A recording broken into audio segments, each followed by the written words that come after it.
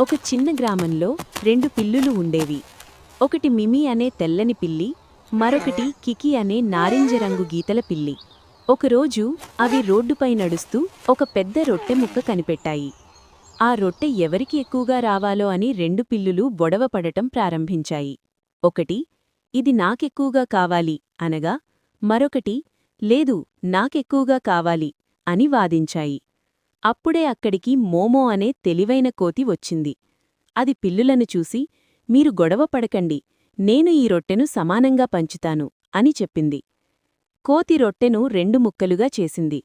ఒక ముక్క పెద్దగా కనిపించింది. అప్పుడు కోతి, ఇది సమానం కావాలి అని చెప్పి ఆ పెద్ద ముక్కలో కొంచెం తిన్నది. ఇప్పుడు మరో ముక్క పెద్దగా కనిపించింది. అప్పుడు దానిలో కూడా కొంచెం తిన్నది. ఇలా మళ్ళీ మళ్ళీ తింటూ చివరకు రొట్టె మొత్తం కోతి తినేసింది. రెండు పిల్లులు చాలా బాధపడ్డాయి. మనం గొడవ పడకుండా పంచుకుని తిన్నా బాగుండేది అని అనుకున్నాయి. నీతి: ఇద్దరు గొడవ పడితే మూడవ వ్యక్తి లాభపడతాడు.